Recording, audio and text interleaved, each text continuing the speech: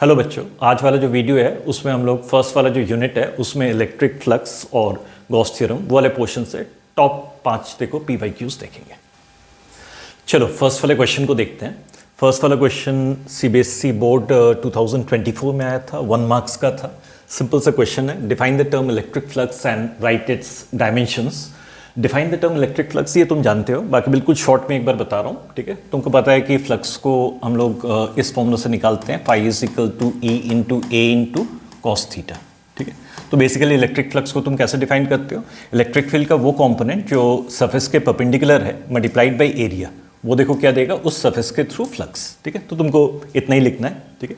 बाकी ये एक कॉमन क्वेश्चन है तो तुमको पता ही होगा, इस पर हम लोग बहुत ज़्यादा नहीं जाएंगे। सेकेंड वाला जो पार्ट है, राइट इट्स डायमेंशंस, ठीक है। इसको देखो ध्यान रखना, बोर्ड एग्जाम में डायमेंशंस बहुत ही कम आते हैं। इनफैक्ट ये सेकेंड क्वेश्चन है जो आज तक बोर्ड एग्जाम में डायमेंशंस के ऊपर आए हैं, ठीक है। इसके पहले एक बार और आया था, मेरे को अगर ठीक से याद है तो कोफिशिएंट ऑफ सेल्फ इंडक्टेंस का डायमेंशंस पूछा गया था। ये सेकेंड टाइम जो है डायमेंशंस पूछा गया है। कंपटीशन एग्जाम में डायमेंशंस आते हैं, बाकी बोर्ड एग्जाम में डायमेंशंस के ऊपर ये सेकेंड टाइम बस क्वेश्चन आया है, ठीक है।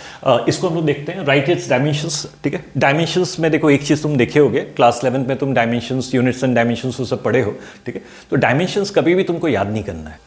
डायमेंशंस याद करना मतलब अपने मोबाइल में जो फ़ोन नंबर्स है उसको याद करने के बराबर है, ठीक है। तो डायमेंशंस कभी भी याद नहीं करना है, ठीक है। कोई भी एक बेसिक फॉर्मूला उठाओ, उससे तुम देखो क्या कर सकते हो, डायमेंशंस निकाल सकते हो।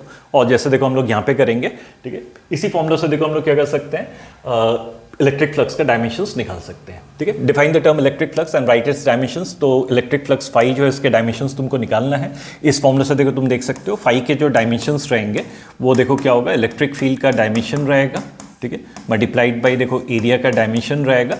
और तुमको पता है कॉस थीटा या कोई भी trigonometric ratio, sine theta, cos theta, इन सब का ये सब देखो डायमेंशनलेस होते हैं, ठीक है। तो कॉस थीटा का कोई डायमेंशंस नहीं है। इलेक्ट्रिक फील्ड जो है तुम जानते हो कि electric field is equal to F divided by q होता है, ठीक है। तो बेसिकली फोर्स के डायमेंशन हम लोग लिख देते हैं। फोर्स का डायमेंशन देखो क्या होता है, ml बाई टी स्क्वायर होता है, ये फोर्स का dimension, divided by charge. Charge का डायमेंशन तुमको पता है a इंटू टी होता है, ठीक है। तो ये इलेक्ट्रिक फील्ड का डायमेंशन आ गया। एरिया जो है इसका डायमेंशन l स्क्वायर होता है, ठीक है। इसको आप थोड़ा सा सॉल्व करोगे तो तुम्हारे पास m to the power of 1 हो जाएगा, ठीक है। l to the power of 3 हो जाएगा, और t to the power of 3 नीचे आ रहा है तो ऊपर जाएगा तो t to the power of -3 हो जाएगा, ठीक है। और a to the power of देखो क्या आएगा तुम्हारे पास, नीचे है तो -1, ठीक है। ये देखो तुम्हारे पास क्या आ गया, इलेक्ट्रिक फ्लक्स का डायमेंशनल फॉर्मूला, ठीक है। तो डायमेंशनल फॉर्मूला कभी भी याद नहीं करना है, ठीक है। तुम कभी भी कोई भी बेसिक फॉर्मूला उठाओ, उससे तुम आराम से देखो क्या कर सकते हो, डायमेंशंस निकाल सकते हो, ठीक है। चलो अब सेकंड वाले क्वेश्चन को देखते हैं। सेकंड वाला क्वेश्चन तुम्हारे CBSE बोर्ड में आया था 2024 में, 2 मार्क्स का था, छोटा सा क्वेश्चन है।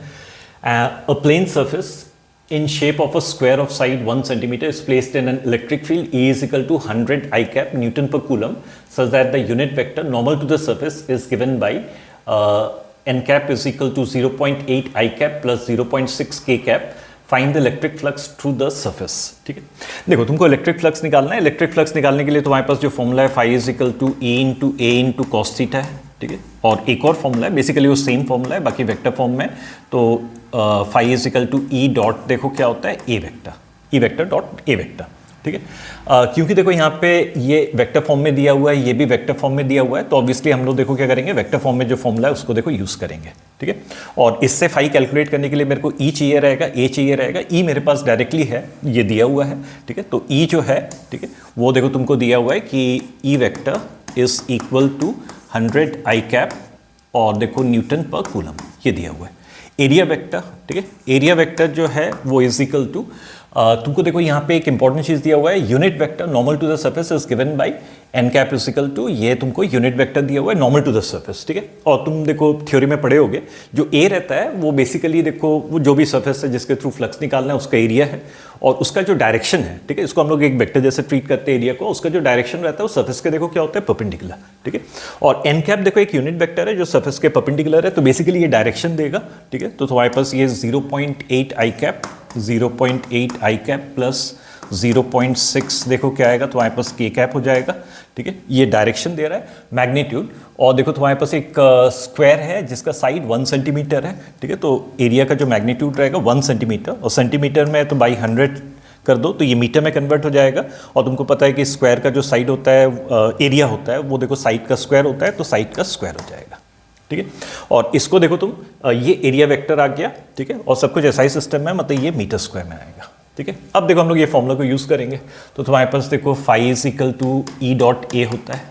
ठीक है, E vector dot A vector, तो phi is equal to E की जगह देखो तुम क्या करो, इसको लिख दो। तो तुम्हारे पास 100 आई कैप, और ये पूरा एसआई सिस्टम में डॉट, और देखो आई के ए की जगह देखो इसको लिख दो। ठीक है, तो तुम्हारे पास आ जाएगा 0.8 आई कैप प्लस 0.6 के कैप इनटू, या देखो डिवाइडेड बाई 100 का स्क्वायर। ठीक है, और ये मीटर स्क्वायर में, तो फाई इज इक्वल टू, ठीक है, स्केलर्स को निकाल लो। ये 100 जो है बाहर आ जाएगा। ठीक है, और ये भी देखो बाहर आ जाएगा 1/100 का स्क्वायर। ठीक है, और तुम्हारे पास देखो यहाँ पे बचा रहेगा आई कैप डॉट, और देखो 0.8 आई कैप प्लस 0.6 के कैप, ये बचा रहेगा। ठीक है, तो इसका देखो इन दोनों का डॉट प्रोडक्ट निकालना है। ठीक, और इसको देखो और सॉल्व करोगे तो फाई इज इक्वल टू, ये और ये कैंसिल हो जाएगा, 1/100 बचा रहेगा। ठीक है, और देखो तुम देखो इसका और इसका डॉट प्रोडक्ट निकालोगे, आई डॉट आई 1 होता है, तो 1 इंटू 0.8 0.8, और देखो आई डॉट आई 1। ठीक है, और फिर देखो प्लस, और देखो नेक्स्ट इसका और इसका डॉट प्रोडक्ट निकालोगे, आई डॉट जे 0 होता है, तो वो 0 हो जाएगा। ठीक है, और इससे देखो तुम्हारे पास क्या आएगा, phi is equal to 0.8 plus 0 0.8, और 0.8 मतलब 8/10 होता है, और ये 100 तो 1000 आ जाएगा।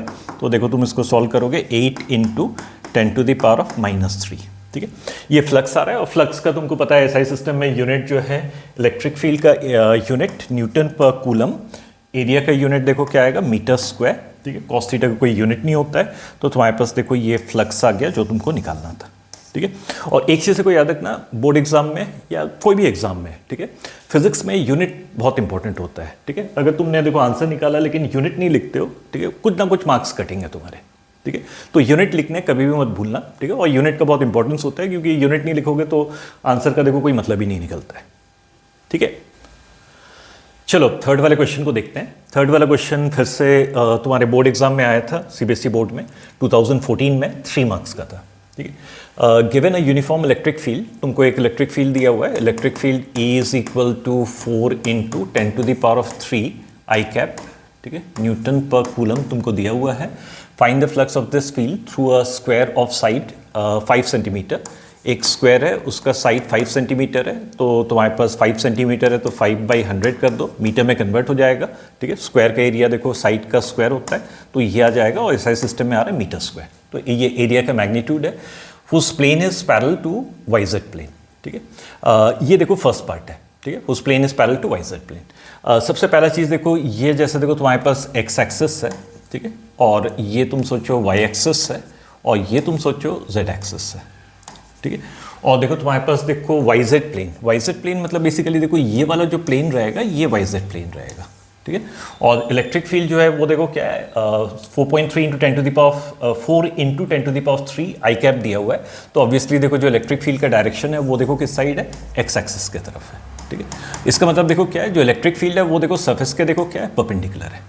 और इलेक्ट्रिक फील्ड देखो सरफेस के परपेंडिकुलर है, मतलब देखो जो सरफेस है उसका जो नॉर्मल है और जो इलेक्ट्रिक फील्ड है दोनों का डायरेक्शन सेम है। तो इस केस में देखो तुम्हारे पास जो थीटा रहेगा वो देखो क्या हो जाएगा, 0 डिग्री। ठीक है, और तुमको पता है कि phi is equal to E into A into cos theta होता है। ठीक है, तो देखो तुम्हारे पास phi is equal to E, electric field का जो मैग्नीट्यूड है वो 4 इंटू 10⁻³ आ रहा है, तो 4 इंटू 10⁻³ इंटू एरिया। एरिया जो है वो देखो तुम्हारे पास आ रहा है 5/100 और उसका स्क्वायर। ठीक है, यह क्या, multiplied by cos of theta. ठीक है, तो कॉस ऑफ थीटा की जगह 0 आ जाएगा, कॉस ऑफ 0 1 होता है, तो 1 हो जाएगा। ठीक है, अब इसको कैलकुलेट करना है, तो phi is equal to 4 into 10⁻³ आ जाएगा, 5 का स्क्वायर 25 हो जाएगा, डिवाइडेड बाई 100 का स्क्वायर 10⁻⁴ हो जाएगा। ठीक है, इसको तुम कैंसिल करोगे तो तुम्हारे पास यहाँ पे 10 बचा रहेगा, 25 इंटू 4 100 हो जाएगा। ठीक है, और देखो यहाँ से इसको कैंसिल करो तो यहाँ से 1 0 कैंसिल हो जाएगा। ठीक है, तो तुम्हारे पास ये फ्लक्स आ गया, और तुमको पता है उसका यूनिट न्यूटन पर coulomb multiplied by metre square. तो ये फर्स्ट पार्ट का आंसर आ गया। ठीक है। सेकेंड वाला जो पार्ट है, what would be the flux through the same square, ठीक है, उसी स्क्वायर के थ्रू देखो तुमको फ्लक्स निकालना है if the plane makes an angle of 30 degree with x axis, ठीक है। जैसे देखो तुम्हारे पास प्लेन है, ठीक है, अब तुम सोचो जो प्लेन है वो इस टाइप का है मान लो, ठीक है, तुम्हारे पास इस टाइप का एक प्लेन है और ये प्लेन देखो इलेक्ट्रिक फील्ड के साथ या एक्स एक्सिस के साथ कितना एंगल बना रहा है, 30 डिग्री। तो ये एंगल देखो क्या है, 30 डिग्री, ठीक है। और तुमको पता है कि इलेक्ट्रिक फील्ड का डायरेक्शन भी देखो क्या है, एक्स एक्सिस के तरफ है। मतलब कुल मिला के देखो तुम्हारे पास जो इलेक्ट्रिक फील्ड है वो सरफेस के साथ देखो कितना एंगल बना रहा है, 30 डिग्री, ठीक है। तो अगर ये देखो सरफेस का नॉर्मल है, ठीक है, अगर ये देखो सरफेस का नॉर्मल है, ठीक है, अगर ये सरफेस का नॉर्मल है तो तुम समझ सकते हो कि सरफेस का नॉर्मल है मतलब ये एंगल 90 होगा, ये एंगल 30 है तो ऑब्वियसली ये एंगल 60 रहेगा। इसका मतलब देखो क्या है, इलेक्ट्रिक फील्ड और सरफेस का जो नॉर्मल है उसके बीच में एंगल 60 डिग्री है, ये बेसिकली अब थीटा हो जाएगा, ठीक है। और अब देखो सिंपल सा है, अब कुछ बचा नहीं है, ठीक है, कुल मिला के फ्लक्स निकालना है तो फाई इज इक्वल टू देखो फिर से ए इंटू कॉस थीटा जाएगा, ठीक है। तो तुम्हारे पास सेकंड पार्ट का आंसर आ जाएगा phi is equal to E, electric field फिर से देखो 4 इंटू 10⁻³ है, एरिया जो है वो देखो तुम्हारे पास आ रहा था 5/100 और उसका स्क्वायर, ठीक है। और देखो क्या आएगा तुम्हारे पास कॉस ऑफ थीटा जो है जैसे अभी समझाया था वो 60 डिग्री है, तो 60 डिग्री, ठीक है। कॉस ऑफ 60 हाफ होता है तो यहाँ पे हाफ आ जाएगा, ठीक है, ये 2 कैंसिल होगा तो यहाँ पे 2 बचा रहेगा, ठीक है। 5 का स्क्वायर देखो यहाँ पे 25 हो जाएगा और ये 10⁻⁴ हो जाएगा, ठीक है। तो ये तुम्हारे पास स्क्वायर करने के बाद ये आएगा 25 इंटू 2 50 हो जाएगा तो यहाँ पे 50 आ जाएगा, ठीक। और यहाँ पे देखो ये 10⁻³ कैंसिल होगा तो ये 10 बचा रहेगा, ये 10 और ये कैंसिल हो जाएगा तो तुम्हारे पास अब जो बचता है वो 5, ठीक है। तो कुल मिला के यहाँ पे 5 बच रहा है और 5 देखो न्यूटन पर coulomb multiplied by metre square. तो ये देखो सेकंड पार्ट का आंसर आ गया, ठीक है। चलो फोर्थ वाले क्वेश्चन को देखते हैं। फोर्थ वाला क्वेश्चन बोर्ड एग्जाम में आया था 2019 कंपार्टमेंट में, 2 मार्क्स का था, सिंपल सा क्वेश्चन है, ठीक है। इसमें देखो तुमको दिया हुआ है an electric field along the x axis is given by E is equal to 200 i cap newton पर coulomb for x is greater than 0 and E is equal to minus 200 I cap Newton per coulomb for x is smaller than 0. Right circular cylinder of length 30 cm and radius 5 cm lies parallel to the x-axis with its center at the origin and one face at x is equal to plus 15 cm. The other face at x is equal to minus 15 cm. Calculate the net outward flux through the cylinder. ठीक है। देखो मैं एक figure को बना रहा हूँ ताकि तुमको समझने में इजी जाए, ठीक है। तुम सोचो ये एक्स एक्सिस है, ठीक है, और ये तुम सोचो ओरिजिन है, ठीक है, ये ओरिजिन है और देखो तुम्हारे पास एक सिलेंडर है, ठीक है, और ये सिलेंडर देखो इस टाइप का रखा हुआ है, ठीक है, ये सिलेंडर इस टाइप का रखा हुआ है, ठीक है। मतलब देखो ओरिजिन के इस साइड आधा है, ओरिजिन के इस साइड देखो क्या आधा है, ठीक है। और तुमको देखो अब दिया हुआ है an electric field along the x axis is given by E is equal to 200 i cap for x is greater than 0। तुमको पता है कि ओरिजिन के इस साइड देखो क्या हो जाएगा, x इज ग्रेटर देन 0, ठीक है। और वहां पे देखो तुमको दिया हुआ है कि इलेक्ट्रिक फील्ड देखो क्या है, ओरिजिन के इस साइड देखो तुम्हारे पास x इज ग्रेटर देन 0 है, ठीक है। और यहाँ पे जो इलेक्ट्रिक फील्ड है, ठीक है, इस साइड जो इलेक्ट्रिक फील्ड है उसका डायरेक्शन इस साइड है, ठीक है, और 200 आई कैप, ठीक है। तो 200 आई कैप से देखो तुमको समझ में आ जाता है कि इलेक्ट्रिक फील्ड का डायरेक्शन देखो क्या है, इस साइड है, ठीक है। And E is equal to minus 200 i cap newton पर coulomb for x is smaller than 0, origin के इस साइड, ठीक है, ये वाला जो पोर्शन रहेगा x इज स्मॉलर देन 0, वहाँ पे जो इलेक्ट्रिक फील्ड है E इज इक्वल टू देखो तुमको दिया हुआ है वहाँ पे जो इलेक्ट्रिक फील्ड है माइनस 200 आई कैप, ठीक है, न्यूटन पर कूलम। और ये माइनस से ये पता चल जाता है कि इलेक्ट्रिक फील्ड का डायरेक्शन इस साइड है, नेगेटिव x के तरफ है, ठीक है। तो इस रीजन में देखो E का डायरेक्शन इस साइड है, ठीक है, इस साइड है, और इस रीजन में देखो E का डायरेक्शन देखो क्या इस साइड है, ठीक है। तो ओरिजिन के इस साइड देखो E का डायरेक्शन इस साइड है, ओरिजिन के इस साइड जो है E का डायरेक्शन इस साइड है, ठीक है। और नेक्स्ट जो है तुमको दिया हुआ है right circular cylinder of length 30 centimetre, cylinder का जो लेंथ है वो देखो 30 सेंटीमीटर है, ये तुमको दिया हुआ है, ठीक है। नेक्स्ट रेडियस 5 सेंटीमीटर है, इसका जो रेडियस है वो देखो 5 सेंटीमीटर है, ये भी तुमको दिया हुआ है, ठीक है। इसके बाद देखो नेक्स्ट जो है lies parallel to x axis, cylinder का एक्सिस देखो एक्स एक्सिस के पैरेलल है, ठीक है। उसके बाद जो है तुमको दिया हुआ है with centre at the origin, ठीक है, सिलेंडर का जो सेंटर है वो ओरिजिन पे है और एक फेस जो एक्स इज इक्वल टू 15, ठीक है। और तुम समझ सकते हो सिलेंडर का जो सेंटर है वो अगर ओरिजिन पे है और इसका लेंथ अगर 30 है, ठीक है, तो इधर देखो क्या होगा, ये 15 सेंटीमीटर होगा, इधर 15 सेंटीमीटर, तो देखो एक फेस मतलब ये वाला जो फेस है, ठीक है, वो x is equal to 15 centimetre पे है, और ये वाला जो फेस रहेगा वो देखो क्या है, x is equal to -15 centimetre. ठीक है, तो 15 + 15 30, ये लेंथ 30 आ गया। ठीक है, अब तुमको देखो क्या करना है, calculate the net outward flux through the cylinder. इस सिलेंडर के थ्रू देखो क्या करना है, नेट आउटवर्ड फ्लक्स निकालना है। ठीक है, फिर से देखो फ्लक्स निकालने के लिए तुम्हारे पास जो फॉर्मूला था phi is equal to E × A × देखो क्या आएगा, cos थीटा। ठीक है, और देखो यहाँ पे देखो इस सिलेंडर के थ्रू फ्लक्स निकालना है। ठीक है, तो बेसिकली देखो तुम्हारे पास देखो अब सिलेंडर के 3 सर्फेसेस हैं। ठीक है, पहला जो सर्फेस है सिलेंडर के देखो 3 सर्फेसेस हैं। ठीक है, ये सिलेंडर के 3 सर्फेसेस हैं और इसमें से पहला सर्फेस देखो ये वाला बेस रहेगा, सेकंड देखो ये वाला बेस रहेगा, थर्ड देखो क्या होगा, कर्व सर्फेस। ठीक है, तो तीनों के थ्रू देखो फ्लक्स को तुम निकालो और फिर देखो ऐड कर दो, तो तुम्हारे पास सिलेंडर के थ्रू देखो क्या होगा, टोटल फ्लक्स आ जाएगा। ठीक है, तो तुम्हारे पास देखो जो टोटल फ्लक्स रहेगा जो निकालना है इज इक्वल टू फर्स्ट वाला जो बेस है, ये वाला जो सर्फेस है इसके थ्रू फ्लक्स है, प्लस देखो सेकेंड वाला बेस के थ्रू फ्लक्स है, प्लस देखो क्या है ये कर्व सरफेस एरिया जो है सिलेंडर का उसके थ्रू फ्लक्स है। ठीक है, और इससे देखो phi is equal to phi 1।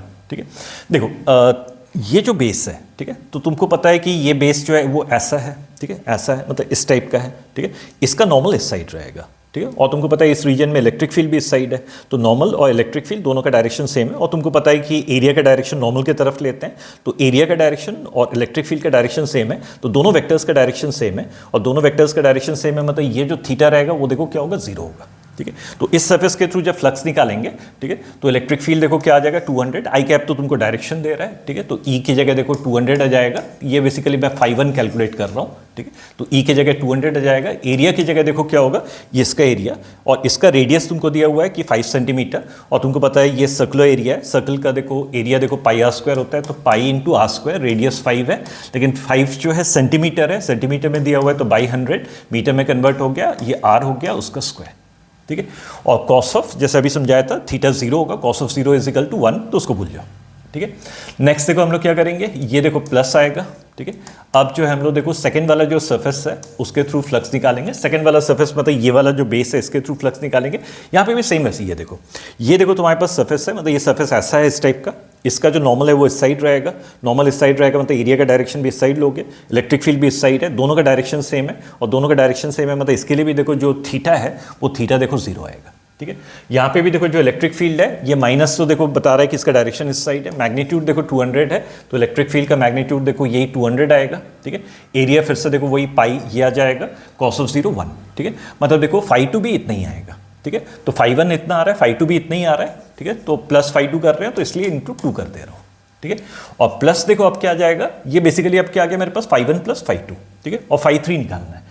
Phi 3 देखो अगर तुम देखोगे ये कर्व सरफेस के थ्रू देखो फ्लक्स है। ठीक है, और तुम देखो सोच के देखो ये सिलेंडर ऐसा कर्व सरफेस है। ठीक है, और देखो तुम्हारे पास देखो इलेक्ट्रिक फील्ड यहाँ पे इस रीजन में, ओरिजिन के इस साइड, इलेक्ट्रिक फील्ड इस साइड है। ठीक है, कर्व सरफेस का कहीं पे भी किसी भी पॉइंट पे देखो तुम नॉर्मल लोगे तो बाहर की तरफ रहेगा, मतलब इलेक्ट्रिक फील्ड और देखो तुम्हारे पास जो इलेक्ट्रिक फील्ड और जो देखो एरिया, दोनों के बीच में एंगल देखो कितना आ रहा है, 90 आ रहा है। ठीक है, और देखो तुम सोच के देखो इस कर्व सरफेस के ऊपर किसी भी पॉइंट पे ये थीटा देखो 90 आ रहा है, और ये थीटा जब 90 आएगा कॉस ऑफ 90 0 हो जाएगा, तो बेसिकली ये जो फाई 3 है वो देखो क्या आएगा तुम्हारे पास 0। ठीक है, बस अब देखो क्या करना है, इसको देखो कैलकुलेट करना और कुछ नहीं बचा है। ठीक है, तो इससे देखो तुम्हारे पास फाई इज इक्वल टू 200 आ जाएगा, इंटू पाई आएगा, 5 का स्क्वायर 25 हो जाएगा, 100 का स्क्वायर 10⁴ हो जाएगा, इंटू 2, 25 इंटू 2 50 हो जाएगा। ठीक है, और 50 इंटू 2, ठीक है, ये 100 हो जाएगा।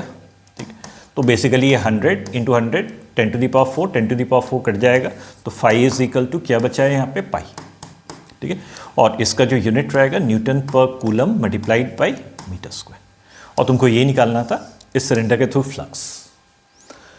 ठीक है, चलो फिफ्थ वाला क्वेश्चन देखते हैं। फिफ्थ वाला क्वेश्चन देखो सीबीएसई बोर्ड एग्जाम में 2013 में आया था, 1 मार्क्स का था, सिंपल से क्वेश्चन है। ठीक है, 2 charges of magnitude -3q and +2q are located at points A0 and 4a0 respectively. What is the electric flux due to these charges through a sphere of radius 5a with a center at the origin? ठीक है, देखो मैं एक figure बना रहा हूँ ताकि तुमको समझ में आए, बाकी फिगर बनाना बहुत ज़्यादा जरूरी नहीं है। ठीक है, लेकिन मेरे हिसाब से तुमको बनाना ही पड़ जाएगा समझने के लिए। ठीक है, ये जैसे देखो तुम्हारे पास देखो क्या है, एक्स एक्सिस है। ठीक है, और तुम सोचो ये देखो क्या है, ऑरिजिन है। ठीक है, और तुम्हारे पास देखो 2 चार्जेस हैं, एक चार्ज जो है A0 पे रखा हुआ है। ठीक है, ये पॉइंट का कोऑर्डिनेट A0 है, और जो कोऑर्डिनेट है A0 इससे तुम साफ समझ सकते हो कि ये जो पॉइंट है वो एक्स एक्सिस के ऊपर आ रहा है, ये लेंथ देखो क्या है, A है। ठीक है। और यहाँ पे जो चार्ज है वो देखो क्या है, -3q है, ठीक है। और एक और चार्ज देखो 4a 0 पे रखा हुआ है, ठीक है। तो तुम सोचो कि ये x एक्सिस है, ठीक है, और ये a है 2a 3a 4a, ठीक है। तो यहाँ पे देखो तुम्हारे पास 4a 0, और फिर से देखो इस पॉइंट का जो कोऑर्डिनेट है इसको देख के तुमको साफ समझ में आ रहा है कि ये पॉइंट देखो x एक्सिस के ऊपर है। यहाँ पे जो चार्ज रखा हुआ है वो देखो क्या है, +2q रखा हुआ है, ठीक है। और देखो तुम what is the electric flux due to this charges through a sphere of radius 5a, through a sphere of radius 5a with the center at the origin, ठीक है। What is the electric flux due to these charges through a sphere of radius 5a with the center at the origin, ठीक है। अच्छा देखो तुम्हारे पास एक sphere है, उसका जो सेंटर है वो ओरिजिन पे आ रहा है, ठीक है, और उसका रेडियस देखो क्या है, 5 है, ठीक है। और देखो तुम एक चीज़ देख सकते हो, रेडियस अगर देखो 5a है तो तुम्हारे पास देखो यहाँ पे क्या आ जाएगा, ये 4a है, ठीक है। तो 5a देखो यहाँ कहीं आ रहा होगा, मतलब इस टाइप का देखो तुम्हारे पास देखो क्या एक स्फीयर है, ठीक है। इस स्फीयर के थ्रू देखो क्या करना है, तुमको फ्लक्स निकालना है, ठीक है। और तुम्हारे पास देखो ये स्फीयर है, ठीक है। बेसिकली इससे अब तुमको एक चीज़ समझ में आ रहा है, और इस स्फीयर के थ्रू देखो फ्लक्स निकालना है, ठीक है। इससे तुमको एक चीज़ समझ में आ रहा है कि ये दोनों जो चार्जेस हैं, ये दोनों चार्जेस स्फीयर के अंदर आ रहे हैं, और क्योंकि देखो दोनों चार्जेस स्फीयर के अंदर आ रहे हैं, ठीक है, तो स्फीयर के थ्रू जो फ्लक्स रहेगा गॉस थ्योरम से देखो क्या होता है, phi = q divided by epsilon not, ठीक है। और तुमको पता है ये जो q होता है वो बेसिकली देखो गॉसियन सरफेस के अंदर कितना चार्ज है, ठीक है। तो बेसिकली ये सब जो दिया हुआ है इससे तुमको ये समझ में आता है कि ये दोनों जो चार्जेस हैं, ठीक है, ये दोनों चार्जेस जो है वो देखो कहाँ पे रखे हुए हैं, ये दोनों चार्जेस जो है रखे हुए हैं स्फीयर के अंदर, ठीक है। और स्फीयर के अंदर जो नेट चार्ज है वो देखो -3q + 2q, ठीक है। तो तुम्हारे पास देखो phi = ये q तुमको पता है स्फीयर के अंदर देखो या गॉसियन सरफेस के अंदर नेट चार्ज कितना है, और वो नेट चार्ज देखो -3q और देखो +2q आएगा, ठीक है, डिवाइडेड बाई, और देखो क्या आएगा, एप्सिलॉन नॉट, ठीक है। और इसको सॉल्व करोगे तो phi = -3q + 2q, और ये देखो -3q + 2q -q आ जाएगा, डिवाइडेड बाई देखो क्या हो जाएगा, एप्सिलॉन नॉट। ये तुम्हारा आंसर रहेगा, ठीक है। ये सिंपल सा क्वेश्चन है, इतना सा करोगे तो तुम्हारा 1 मार्क्स आ गया, ठीक है। इसके साथ देखो 5 क्वेश्चंस कंप्लीट हो गए, ठीक है। और तुम अगर पहले के देखो वीडियोस मिस कर चुके हो अभी तक, देखो इसके पहले जो है 8 वीडियोस मैं फर्स्ट वाले चैप्टर के ऊपर बनाया हूँ, और देखो हर वीडियो में 5-5 क्वेश्चंस है, ठीक है। तो पहले के जो 8 वीडियोस है 8 × 5 40 क्वेश्चंस तुमको फर्स्ट वाले चैप्टर से ही मिल जाएंगे, ठीक है। और इस ये भी फर्स्ट वाले चैप्टर के ऊपर ही वीडियो है, तो ऑब्वियसली और 5 क्वेश्चन जुड़ जाएंगे, 45 क्वेश्चंस तुमको फर्स्ट वाले चैप्टर से मिल जाएंगे। तो फर्स्ट वाले चैप्टर में किस टाइप के क्वेश्चन आते हैं तुमको अच्छे से देखो एक आइडिया हो जाएगा, ठीक है। चलो नेक्स्ट वीडियो में मिलते हैं।